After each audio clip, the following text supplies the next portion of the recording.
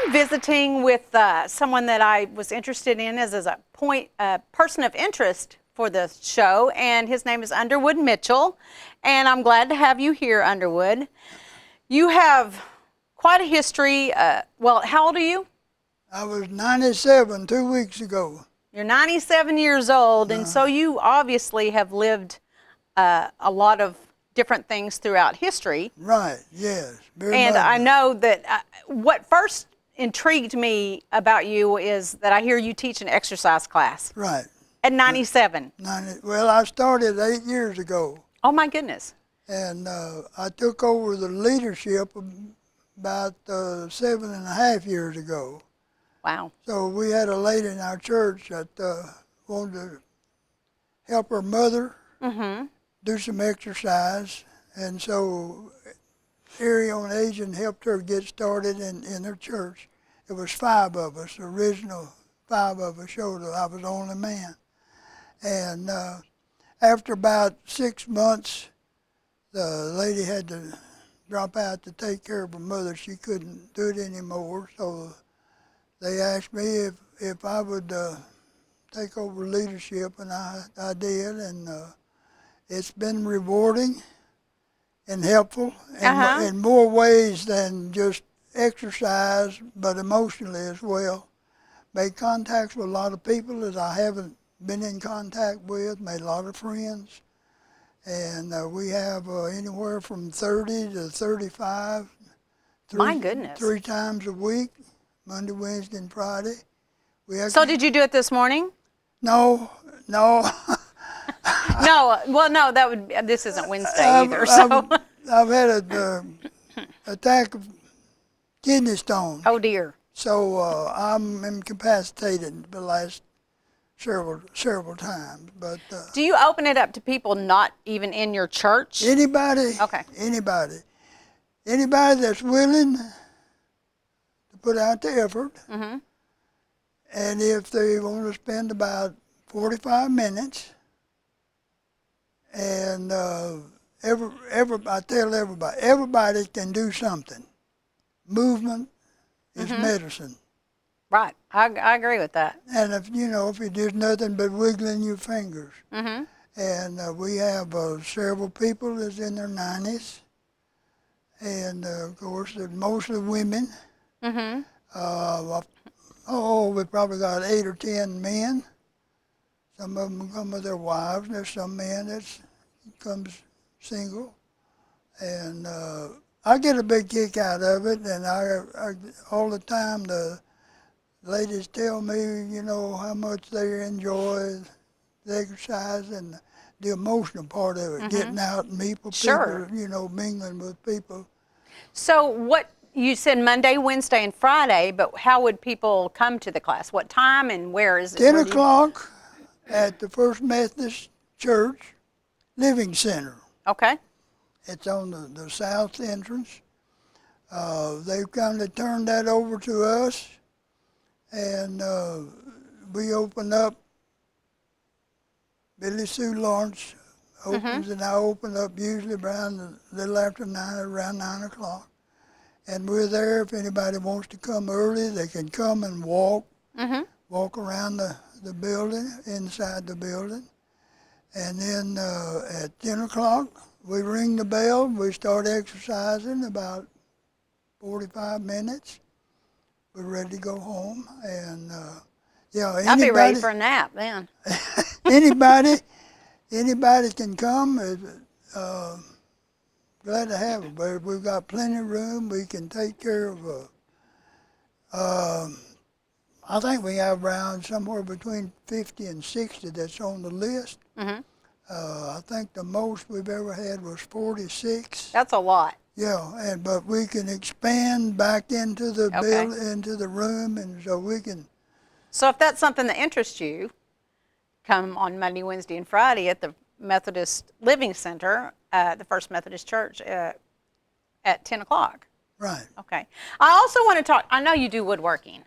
I did. I started woodworking when I retired. I guess you would say when my kids started going off to college Daddy, could you make me this? Can you do this? Can you make that? And so I'll try about anything. He made wedding bands.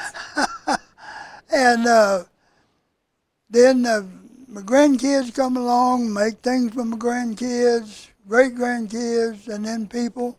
Mm-hmm. I made stuff for other people, and then I guess you might say that's the most unusual thing that I've ever made is wedding bands made out of wood. Well, they're lovely.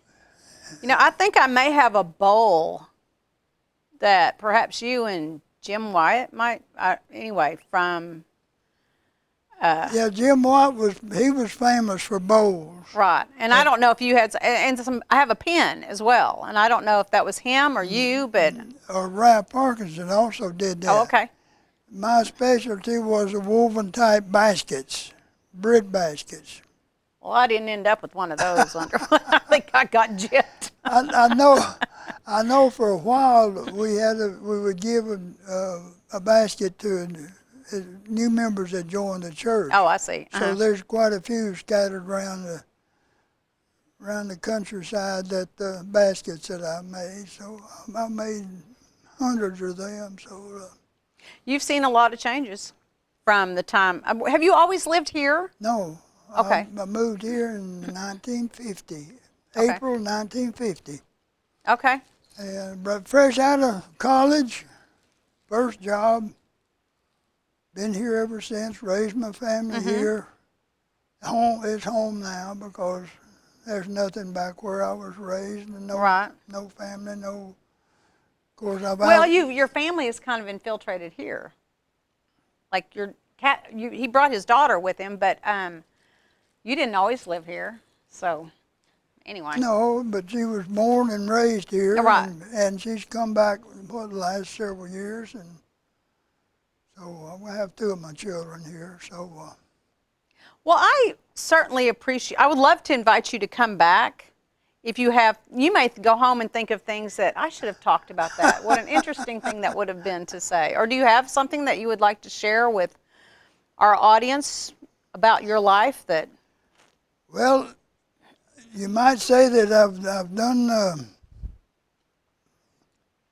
a lot of volunteer work, especially after I retired. I tried to do things to stay busy. I did the woodwork in the summertime, took care of my yard, and then in the winter I was kind of needing something to do. That's how the exercise thing got started. And I was in on the very first planning of the sharing care. Okay.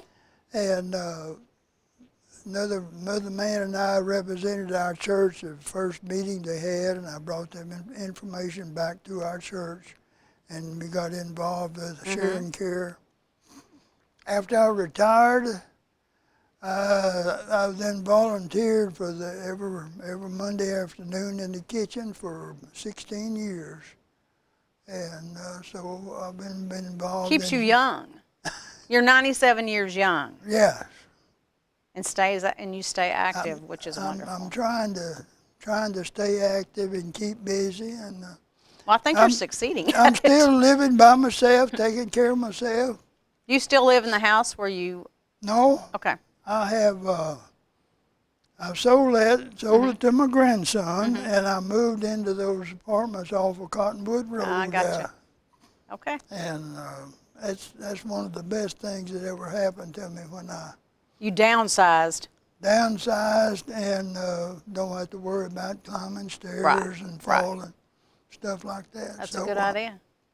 Well, I want to thank you so much for taking time out of your Thursday morning to come visit. Well, I'm glad to be here, Ann. And I would love to maybe have you come back, and I may think of something I should have asked you. So we'll just have to have a return visit. How about that? Okay. Sounds like a plan. Be glad to. We're going to go to break, and when we return, we will have Andy Hearn with us. Stay with us.